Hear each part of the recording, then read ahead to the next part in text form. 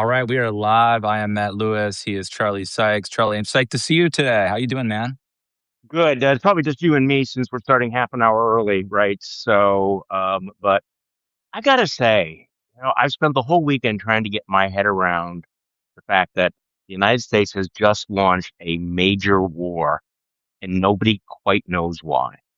Yes, Um, that is so huge, right? I mean, if you had said to me, uh, we thought we took out their nuclear, yeah, capacity, but sure. we have to fine, declare victory. It's over, and they got the Ayatollah. Most people would say that Right. that's a positive thing, but we don't really know what the goal is. No, we don't. Did you read that New York Times interview with Donald Trump, which, by the way, is not reassuring whatsoever? So, just briefly. He's all over the place on all of this. In one breath, he's saying, well, maybe the Iranian Guard will just simply turn over their weapons to the people and we'll have an Iranian democracy or something. I mean, these are, of course, the same, regime troops who've been shooting people in the streets. Okay. So that's number one. And then apparently without any pivot, he says, or maybe we'll have the Venezuelan model, which is we'll leave the regime in place and we'll just get somebody who will do what we tell them to do. And like the New York Times No, reporters but are but saying, then he but then he Mr. said President, we've you understand killed. those are two contradictory things. Yeah, And also Venezuela and Iran are completely different cultures and political universes. but Not he reassuring. also told John Carl, we've killed the second or third or fourth person I wanted to put in. So even if they were going to go with the Venezuela model, who? Yeah, well, and of course this thing. I'm very very cautious in the fog of war, but we're in day three, and this already feels like it's spiraling out of control. I mean, it's spreading to Israel, it's spreading to Lebanon. You are seeing these attacks. The casualty rates are rising. We're getting these stories out of the Pentagon that the mood is. I think the Washington Post quoted somebody as saying the mood here is intense and paranoid, and they're wondering, I mean, is this going to be more difficult than we thought it was going to be? Plus, is it going to be depleting the resources that we might need for national defense? And especially as it becomes very clear that there's no end game, and Donald Trump has not. I mean, there's a look. I mean, the fact that there's a reason why we, run up to war. There are explanations and there is debate why there's a role for Congress, why the public needs to be behind it. If there's one principal rule we should have learned from the last 100 years is that you do not start a war that the American people do not support or do not understand and are not prepared to follow through. But what does follow through mean? And I think the fact that in the past, Donald Trump has done the one and done, we go in and it's over. Now he's openly talking about 4, 5, 6 weeks of conflict. And so we have Americans, Israelis, Lebanese, who knows, Kuwaitis who are dying in this war of choice. But what's the choice Right. and why?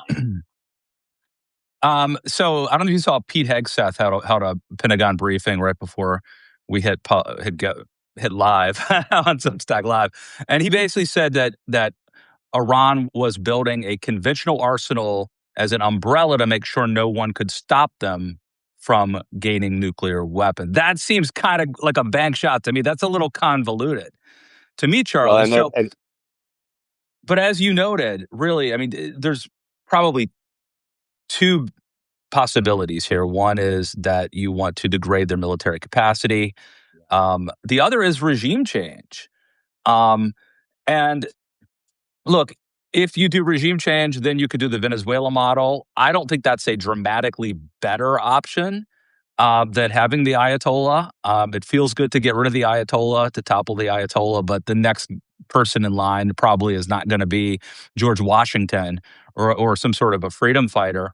And if that's the case, he probably. How do you get that person? How do you make sure that person? Don't you need boots on the ground to make sure okay, that so you're person? you're you're you're you're asking questions that have no answers because there's no plan.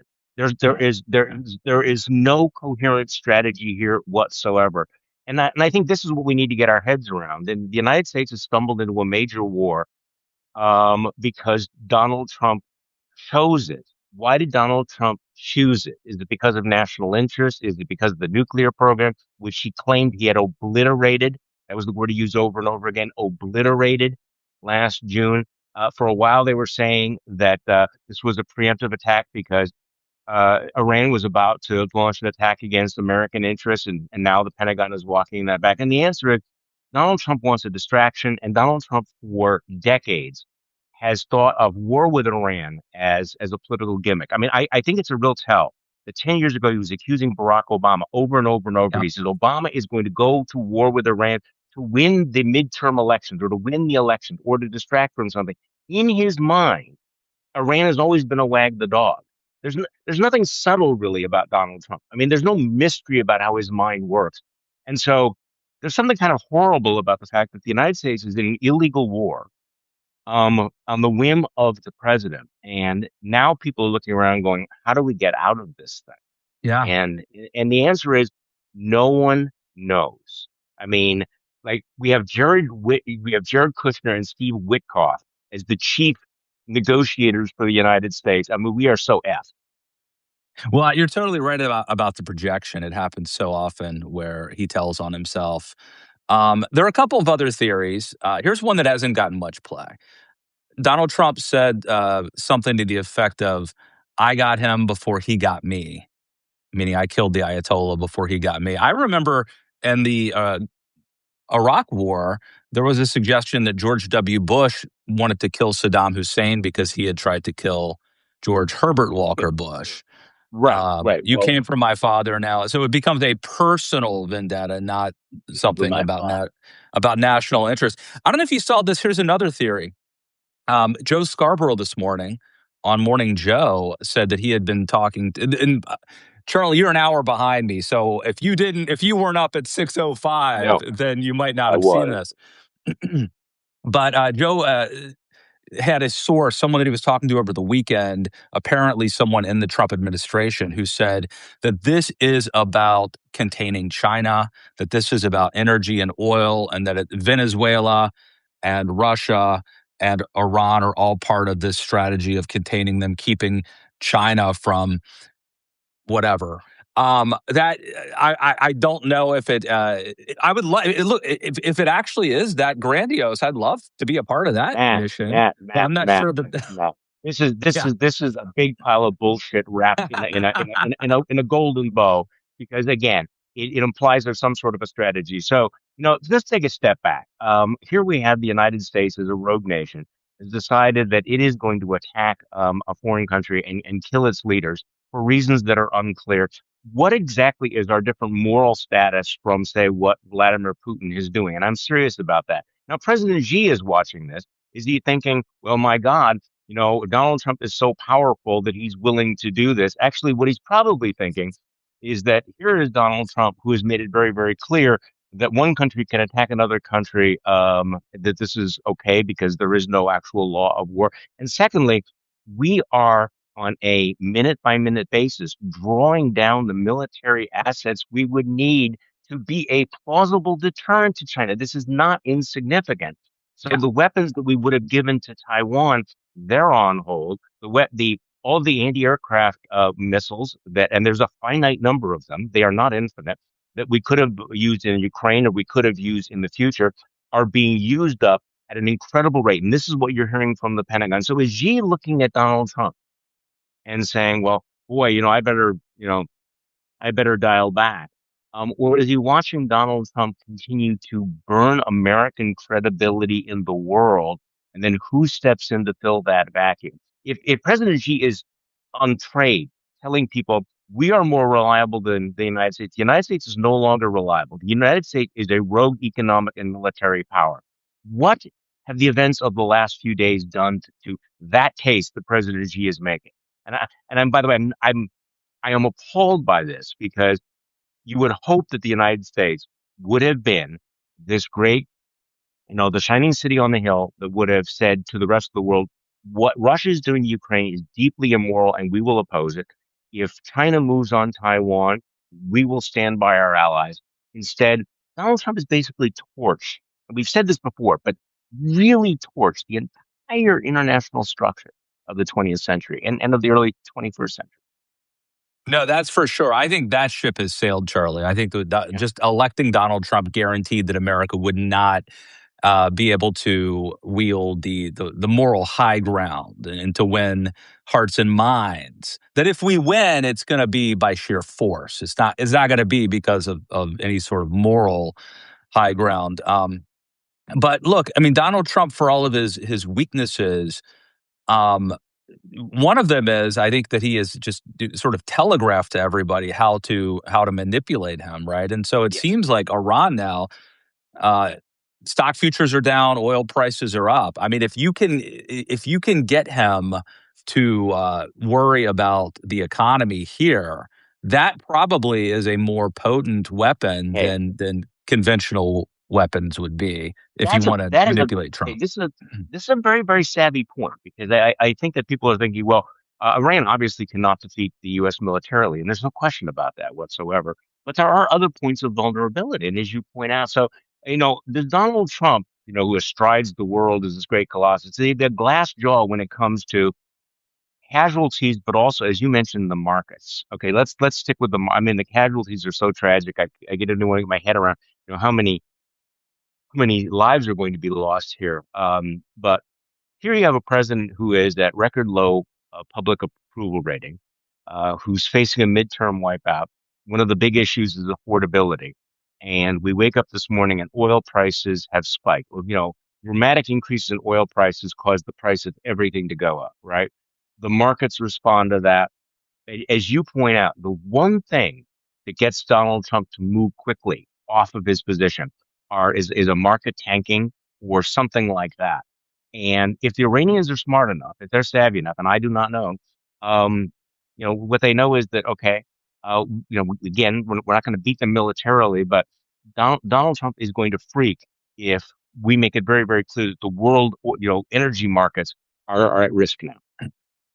Another externality here, I think, is the our relationship with Israel, which Israel used to enjoy strong bipartisan support among Republicans and Democrats, and I think that as Benjamin Netanyahu has drawn closer to Donald Trump, that has alienated more Democrats, and I think there's now a sense that Trump was sort of manipulated into doing this by Netanyahu, who saw this window of opportunity where you could get an American president to do something like this, for better or worse. But whether this turns out to be a positive or a negative, just the idea that Israel is manipulating and that we're really kind of doing their bidding, I think is not going to sit well with a lot of American people.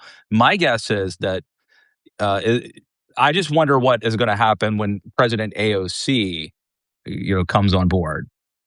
Well, this question of among the most dramatic changes in the last few years, I think has been the political standing of Israel in American politics. Israel used to enjoy broad bipartisan support, enthusiastic support from people like me. Benjamin Netanyahu has squandered that. That's the nicest word I can use. Over the last few years, increasingly, I said you see the shift in public opinion on both the right and the left about Israel.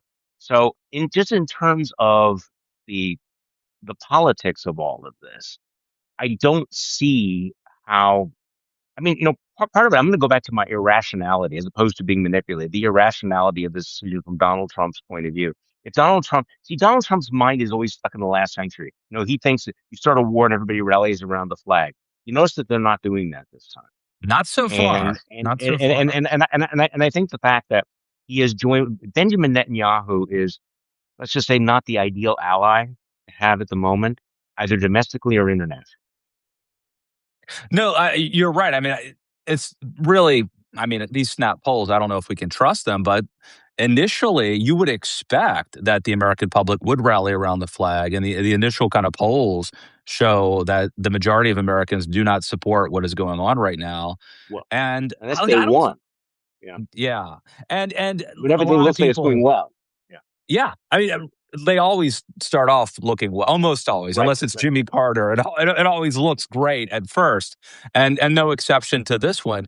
And this is not original to me. I mean, everyone has been talking about this and mocking this, but Donald Trump really, I don't, even though we're mocking the videos of JD Vance and Donald Trump and everyone talking about how, Kamala Harris is going to start a war with Iran, or Barack Obama is going to start a war with Iran. We mock that hypocrisy, but I think we probably don't fully appreciate the extent to which opposition to forever wars, and specifically Iraq, got Donald Trump elected in Well, the first place. This was a I think major reason. this is a major reason, and it's one of those things that Trump has had this ability to say, okay, forget what I said before, but we're going to move on to something else. This is going to be much harder because that actually was a major issue because the wars hit many of the communities. You look at some of the middle class, lower middle class communities. Those are the families that are directly impacted. They send their sons and their daughters off to war, and they were deeply, deeply, deeply disillusioned. So this comes on the heel of his complete reversal on the Epstein files. And again, many people actually sincerely believed that he was going to reveal those Epstein files. And now he's done this flip flop. There's that core of MAGA which is going, wait, wait, wait. No, we actually were told to care about this. We still care about this. This feels even bigger in many ways because it impacts people's lives and it's going to hit people in a very tangible way.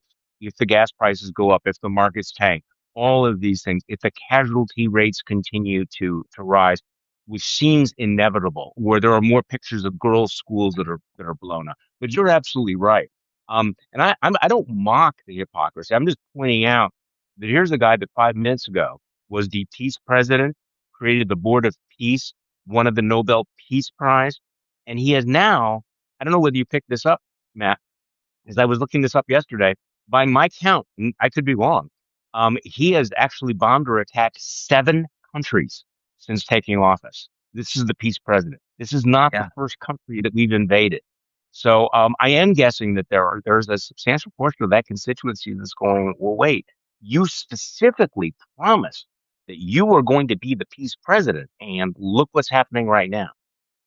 Yeah, I wonder if he just leaves tomorrow and says, "Mission accomplished. We have further degraded their Right. nuclear capacity. It's going to be many years now before they even try to enrich or have the capacity to launch missiles or whatever."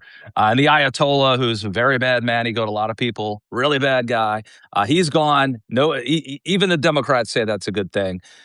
If Trump leaves, it seems pretty obvious what is going to happen, You right? mean I if mean, the the good U.S. leaves? guys. Yeah. Right. I'm We're still sorry. stuck with I Trump. don't want to Yeah. conflate. Yeah, we're still Yeah. Okay. separate.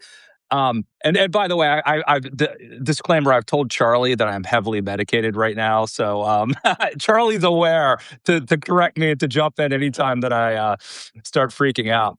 Um, but even if America were to leave, it seems highly, highly, highly unlikely that the good guys are going to rise up from the streets. They don't have guns, and they haven't for 45 years. There's not really a so somebody bad is going to take over Iran. Somebody very powerful with a lot of guns, So when we IRGC, accomplish? mullahs, Right. right? But I think politically, Trump is fine. He goes back to sort of where he was where he was a week ago, Yeah. which is 36% No, approval. this is the smart move. From his point of view, this is the smart move. But then it That's raises the the best question: case wait, scenario, right? people. So why did those people die? How much money did we just spend on this absolutely pointless war, which does not make us safer in any way? I mean, there's a couple of basic questions. Number one, why are we fighting this war? Does this war make us safer? Is this in the national interest? Here's a guy who probably just spent. How much do you think you spend on something like that? Hundreds of billions of dollars. This huge expenditure. American military might degrade it. So Donald Trump politically can get himself out of this, but people are going to ask questions like, "What was that all about? Why did you do this?" So I actually do think the smartest thing you could do is do it what you're saying. But on the other hand, I don't know. The smartest move does not erase this incredibly reckless, dangerous, self-defeating thing that is happening right now. I mean, you just cannot, Yeah. flip a switch and bring the dead people back to life. No. I think that's the best case scenario for him is to rip it off like a Band-Aid, get out now, declare victory. We have further degraded their nuclear capacity. I don't care what the best case scenario for him is. We took out a dictator. Yeah. That's the best case scenario. And for him. Because you're not going there's I don't think there's any chance that you have a positive regime change where So what's the best case scenario for the United States of America, for the rest of us? We get our time money back, go get back our in lives time back. before. What? Well, I look, if in fact we have further degraded Iran's nuclear capacity, that's a win for America as well as Maybe. anybody. But Let's hope it was I obliterated. yeah, part of the problem too is like crossing these red lines. We see what happens when you draw a line in the sand, or you say, if you do this, we're gonna support you. Rise up, and we're gonna support you. Um, to the protesters. So yeah, there's a Okay, lot of I'm going to be crude here, because okay, it's like you talk about the red line. I mean, Donald. No, I'm not going to be as crude as I was going to be. I'm going to back off. I mean, it's like Donald Trump, stood up in front of everybody, and let's say that he dropped his pants or something, and then the best case scenario is he pulls his pants back up, right, and buckles his belt again. That's the best case scenario for him. yeah, But we just saw what happened here. And this is part of my problem. The Iranian situation is not necessarily going to get better. And then, of course, there's going to have to be the explanation for all of that. By the way, you heard Pete Hegseth came out this morning and says, we're not into democracy building. We're not into, yeah, any of that sort of thing. At the same time, Donald Trump is sort of vaguely saying the Iranian people are going to take over. Matt, I think one of our mistakes is try to impose some sort of a rational order on what's going on here. And by the way, Pete Hegseth, does the guy have like one fucking meme? I mean, he's like every speech is the same. We're not woke. We're not going to do this. We're going to do. Okay, fine, Pete. yeah. Go back to let's be Colin white. Jost has been doing a good job over at SNL with the Pete Hegseth impersonation. Quite, I'd say an underrated impersonation. So if you didn't see the cold open this week, check Oh, it I out. gotta watch this. Yeah. As you know, Charlie, there is this scripture where there is no vision, the people perish. And I think that's why we harp on it, because it is so important to have a clearly defined vision for what it is you want to accomplish. And I will say this, I think the American public is not really anti-war. It's not really anti-regime change. It's anti-messy war. It doesn't want American casualties. It doesn't want to turn on the TV and see people getting shot, people dying. Um, so I think if Trump were to leave, uh, even if bad things happen in Iran, we won't be focused on it.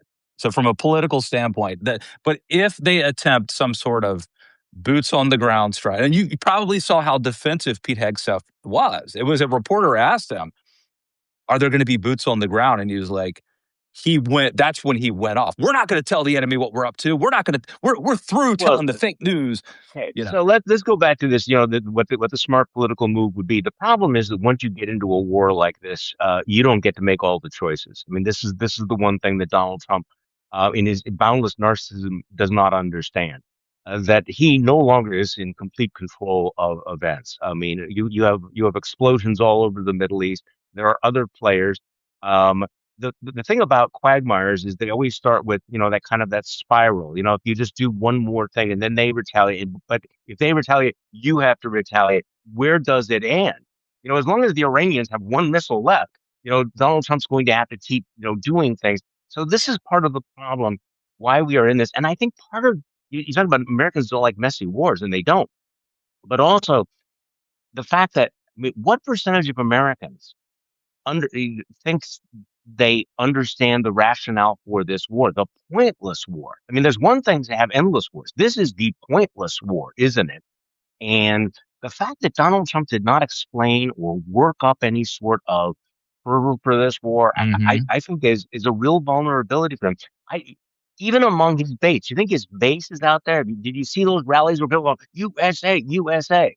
Well, I mean, sure they're somewhere, but he's not doing all of that. So the American people are not going to support this. And unfortunately, you have the markets have a vote in this. The Israelis Mm-hmm. have a vote in this. Hezbollah has a vote in this. Yeah. Who Well, knows? that's a good point about we have. I think everyone thought there were these sleeper cells that Iran had, and they've Well, never. In recent years, we killed Soleimani, we bombed the nuclear reactors, and like haven't seen it. But I saw somebody on Substack was pointing out, when Reagan and the U.S. bombed Libya, um, it was a couple years later that the Lockerbie yeah. bombings happened, right? And so these things may not always happen on the timeline that you think they're going to happen on. Like revenge is often a dish best served cold. So we don't really know what's going to happen. No. What reaction will come once you open a can of worms? Then it becomes unpredictable. Well, this is a great Yeah, point. No, this is a great point because we're making enemies around the world, violent enemies, and we may not actually have the answer to that question for a decade or more. And I think that's the understand. And by the way, just a little footnote: a week ago, you and I were talking about the head of the FBI chugging beer, in Milan. yep, And I yep, mentioned that maybe he had better things to do, considering that the war might be imminent. And somebody wrote to me on Twitter or whatever, said, "Oh, Charlie, the FBI has nothing to do with the war in Iran." Oh, really? Right now? You would hope that we have the best and the brightest counterterrorism folks, yeah, in the world on this case, dealing with all of the possible threats, here in the homeland, but also to Americans all around the world. And yet, what has Kash Patel done? What has the Department of Homeland Security done? They have degraded our ability to defend ourselves. I think we need to go back to this. That while a lot of this other stuff was going on, they were purging, they were firing people, they were getting rid of centuries worth of experience. And now is the moment when it really, really matters. So yeah, for the person who said, "Oh, Cash Patel has nothing to do with the war," really? Is that what you're going to say this morning? yeah. I'm thinking of the Looming Tower, not the Yeah, book, but the movie. I'm sure I there's saw that. mostly overlap, but for whatever reason, I saw the movie more recently, and it hit home to me. And it goes. You start to see like, well, Condi Rice didn't brief this person the way she was supposed to, and there was this. We got a message that there were these guys trying to learn to take off airplanes, go to pilot school, but they didn't care about landing the planes. And like the CIA and the FBI weren't really communicating the way you start to see like this was a mistake. This went wrong. This went wrong. And to your Yeah. point, Charlie, I mean, how many people have we pushed out of the government because, you know, Elon Musk was cutting costs or because they weren't 100% loyal to Donald Trump, or maybe they worked for John Bolton or someone else that's fallen out of favor. Like they're very likely our top Well, that's counterterrorism right. experts who have been We purged lost. for stupid Yeah. reasons that could be protecting Americans, and you never Well, know what might have made the difference. Well, remember, the Department of Homeland Security was created after 9/11 to protect the homeland. What is the Department of Homeland Security under Kristi Noem spending its time and its resources on right now? Are they targeting the possibility of these terror attacks, or are all of the resources, and I'm talking about FBI agents, as well, who have been retasked to, go after and enact the Stephen Miller, Yeah. immigration raids. So these things, we need to connect the dots Donald Trump because is all of so these things have consequences. he has been so damn lucky in so many ways. I So mean, I far. think Yeah. I think COVID-19 really chickens came home to roost there. But, I mean, I remember, George W. Bush reading little kids a book, when his chief of staff comes up and whispers in his ear, and that image of Bush. Um, and I think that the optics weren't great. I mean, you could argue, hey, it's a kinder, gentler, compassionate conservatism to be reading to little kids. But I think the image of like him reading to kids at that moment wasn't great. Like, what if something happened while Cash Patel was chugging the beer? You know what I'm Yeah, saying? exactly.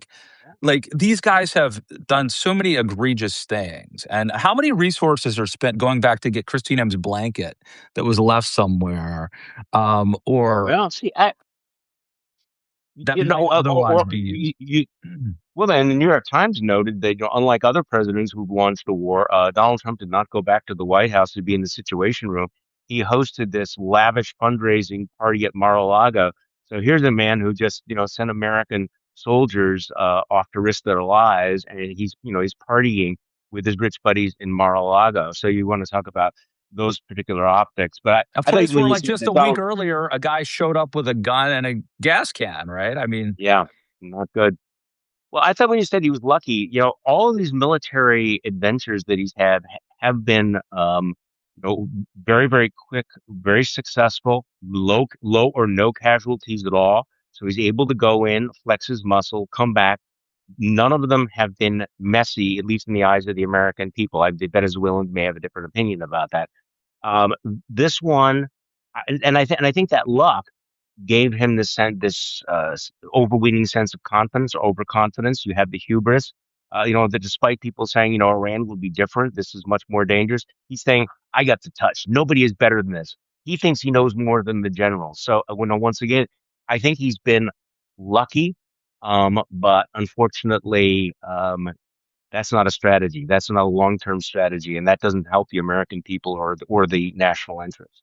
and there are, even if this doesn't turn into a, Iraq, Vietnam sort of Yeah, quagmire, there are sort of, principled people, the Thomas Masseys, when it comes to this yeah, issue, Thomas Massey, Rand Paul, Tucker Carlson, Joe Rogan. There are people who seem to be philosophically committed to not going into Iran, and to America first, as it used to be, as it was defined until 15 minutes ago. I mean, now Pete Hegseth has a new model of what America first means. But do you think, like, A, do they matter?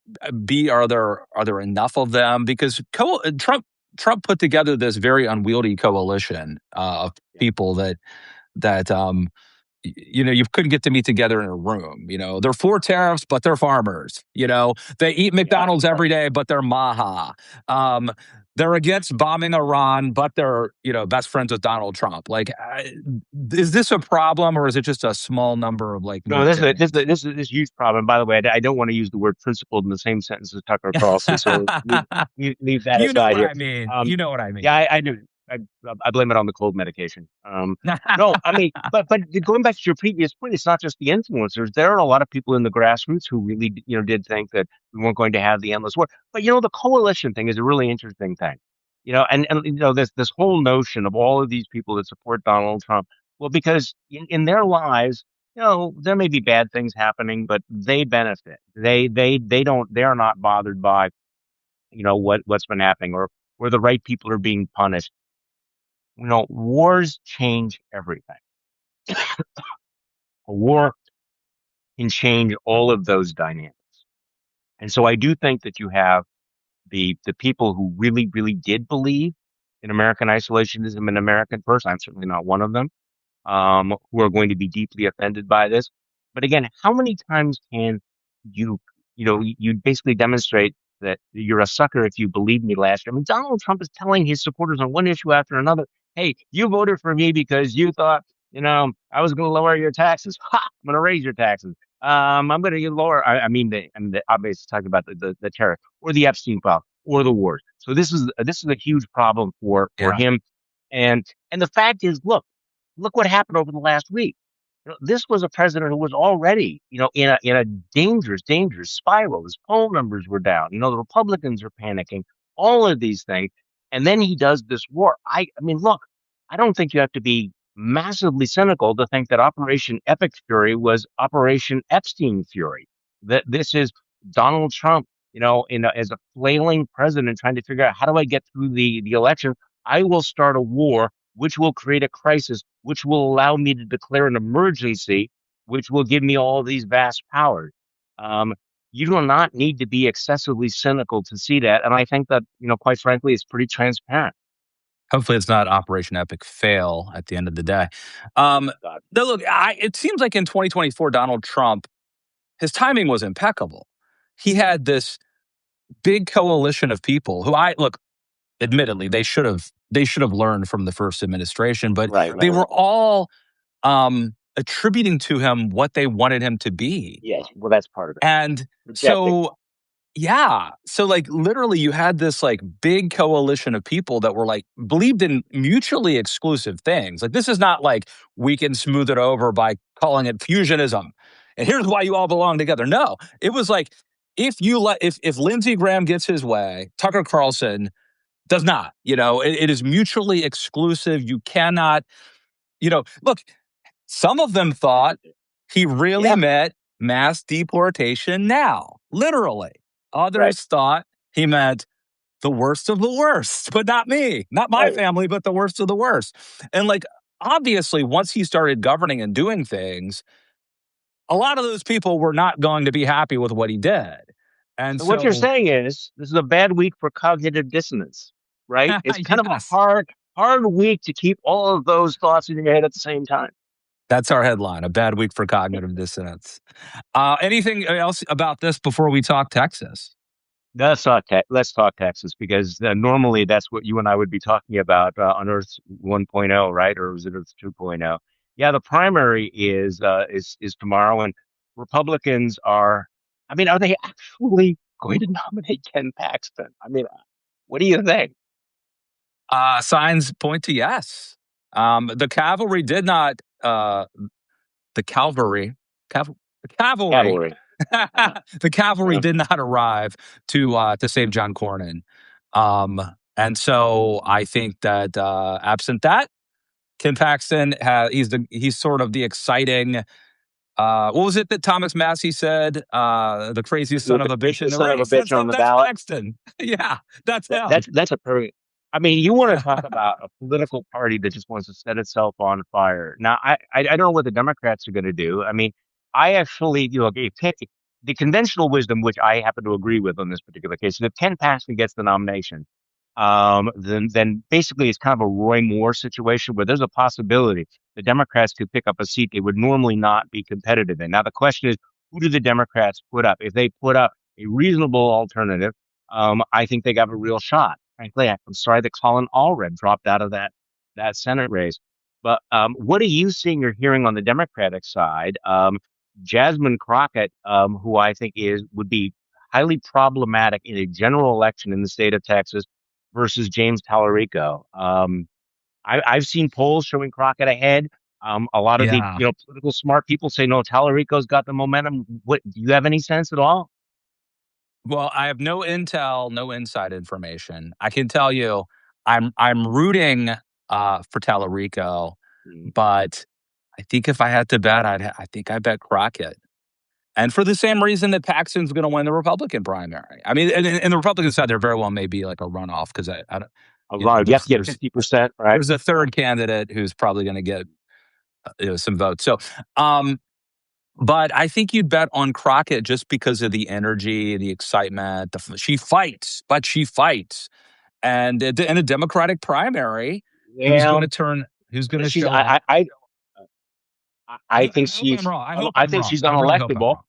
Yeah. I mean, I think she's unelectable, and I think that she's not necessarily ready for prime time yet. You saw that story last week where there was an Atlantic reporter who was thrown out of one of her rallies because Jasmine Crockett said that white woman writes negative things about me, and so they threw her out.